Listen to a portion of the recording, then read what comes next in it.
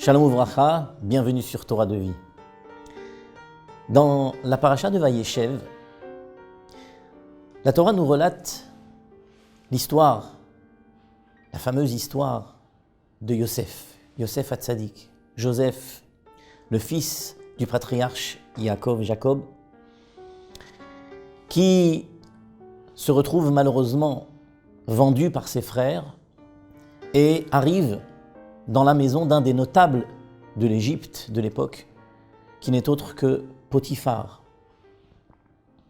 Et puis, Yosef arrive donc dans cette maison, et il est ce que la Torah décrit comme étant un homme mutzlach, ish matzliach, un homme qui réussit. Tout ce qu'il fait marche, tout ce qu'il fait réussit, et pour ne rien gâcher, il est le fils de Rachel, sur laquelle on a dit qu'elle était belle, et il est lui aussi très très beau.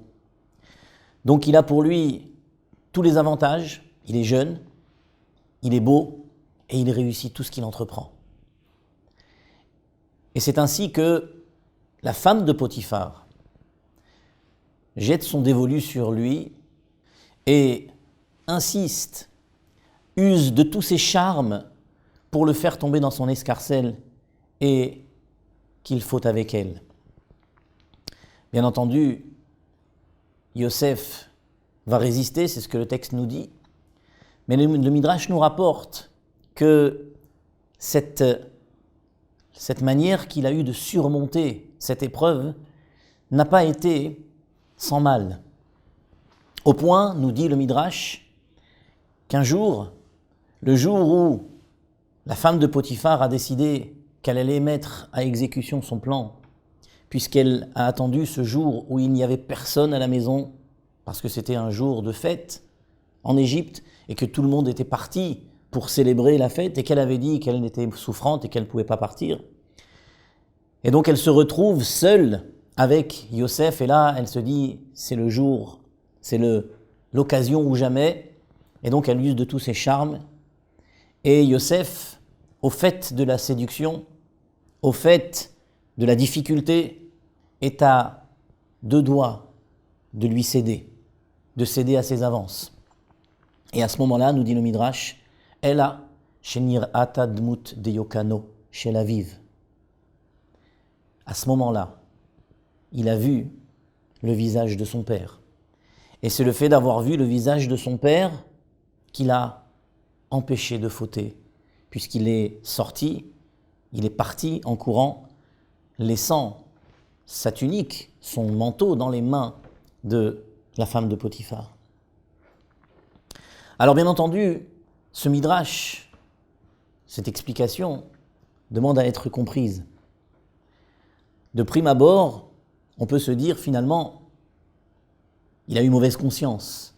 L'image de son père symbolise un petit peu cette conscience qui le rattrape au dernier instant et qui lui dit enfin, tu vas quand même pas faire une chose pareille.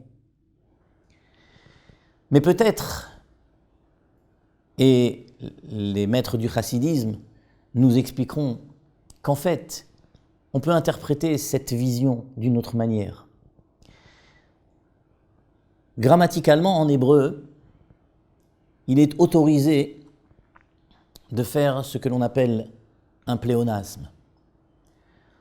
En hébreu, on peut dire Diokano shel Aviv, son image de son père. Alors qu'en français, bien entendu, cette tournure de phrase n'est pas correcte.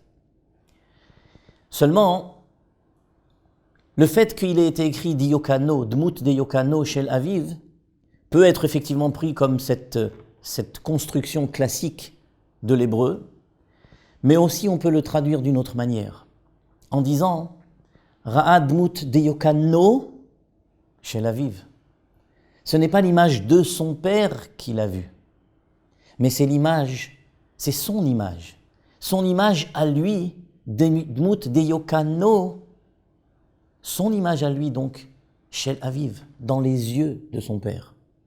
Et là, la leçon pédagogique extraordinaire que la Torah nous livre, c'est qu'en fait, ce qui a permis à Yosef de ne pas fauter à ce moment-là, c'est pas seulement la mauvaise conscience en se souvenant de son père, mais c'est plutôt en se souvenant de l'image que son père avait de lui.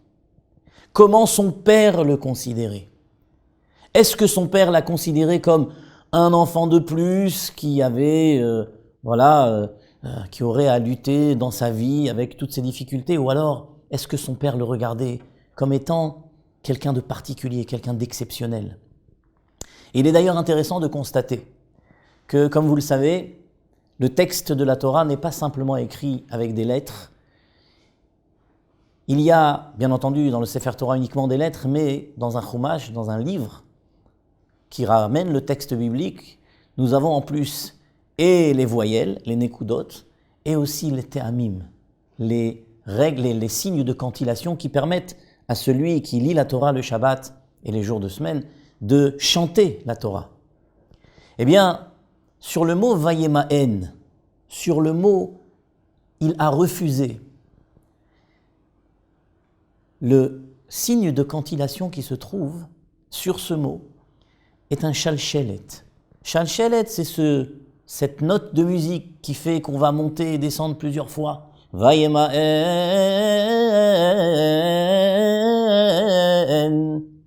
Shalshelet. Mais ce shalshelet là veut dire la chaîne. Alors pourquoi est-ce que sur le mot vayemaen qui veut dire il a refusé, y a-t-il ce signe-là qui veut dire la chaîne? Si on le relie à ce qu'on a dit plus tôt, c'est parce qu'en fait, il s'est souvenu de l'image que son père avait de lui.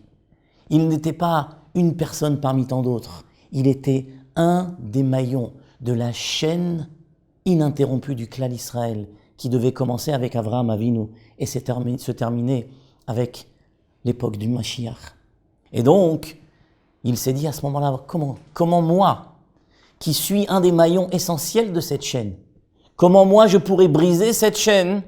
Et si moi je brise cette chaîne, alors toute la chaîne disparaît. Si moi je faute maintenant, c'est toute la chaîne du peuple juif qui s'effondre. Il n'était pas une personne parmi tant d'autres, il était Yosef Hatzadik. Et dans les yeux de son père, c'est cette image-là qu'il recevait. C'est ainsi que son père Yaakov le considérait. Et c'est ça qui l'a empêché de fauter par la suite. Cette idée-là est à relier avec ce que la Torah nous relate aussi comme événement qui s'était passé un peu plus tard dans l'histoire avec Moshe Rabbeinu Moïse. Juste après le don de la Torah, Moïse s'installe et reçoit les Juifs les uns après les autres pour leur enseigner la parole divine qu'il avait reçue juste la veille. Et là, son beau-père, Yitro, le regarde, voit cette file immense, ininterrompue, de milliers de personnes qui attendent leur tour pour rentrer chez Moshe Rabbeinu et Moïse pour recevoir l'enseignement. Et Yitro le regarde, il va voir son gendre, Moshe Rabbeinu, il lui dit, mais enfin, tu ne peux pas faire une chose pareille. Ce n'est positif ni pour toi, ni même pour le peuple juif. Enfin, comment peux-tu imaginer, toi, pouvoir recevoir autant de milliers de personnes sans t'épuiser? Et puis, la personne qui est là à attendre, trouves-tu normal qu'elle soit là des heures et des heures durant à attendre son tour pour poser la moindre petite question? Voilà une pratique qui n'est pas bonne, qui ne tiendra pas dans le temps. Il te faut donc déléguer tes pouvoirs et faire ce qu'on appelle saré alafim, saré meot, c'est-à-dire des officiers, des sous-officiers, transmettre le savoir de manière pyramidale et que n'arrivent chez toi que les sujets les plus pointus, les plus compliqués. Et effectivement, c'est ce que Moshe Rabbeinu fera. Il va nommer des saré alafim, des chefs de milliers, des chefs de centaines, des chefs de dizaines. Et ainsi, l'organisation pyramidale de l'enseignement de la Torah va s'organiser dans le désert. Alors, tout de suite, la question qui se pose, c'est mais une évidence, quelque chose d'aussi logique, n'est-il pas venu à l'idée de Moshe Rabbeinu? Que cherchait Moshe Rabbeinu en voulant absolument que chaque juif se présente devant lui? Alors, la réponse à cette question peut être en fait que Moshe Rabbeinu, Moïse, voulait qu'au moins une fois dans sa vie, chaque juif ait l'occasion de se retrouver face à face à lui. Et l'occasion une fois dans sa vie de se voir soi-même dans les yeux de Moshe Rabbeinu. Vous savez, quand on regarde une personne, souvent on a tendance, comme un miroir, à lui rendre l'image de ce qu'il est, avec ses qualités, ses défauts, ses difficultés du moment. Et quelque part, ce regard risque de figer la personne dans l'état dans lequel elle est maintenant. Les yeux de Moshe Rabbeinu fonctionnent d'une autre manière. Les yeux de Moshe Rabbeinu fonctionnent d'une manière à ne rendre non pas une image de nous telle qu'on est maintenant, mais une image de nous telle qu'on est capable d'être. Et si une seule fois, on était capable de se regarder, non pas comme on est, mais comme on est capable d'être, alors cela certainement nous donnerait la possibilité, la force, le courage et surtout l'envie de progresser et de nous hisser vers les plus grandes hauteurs. Merci à tous.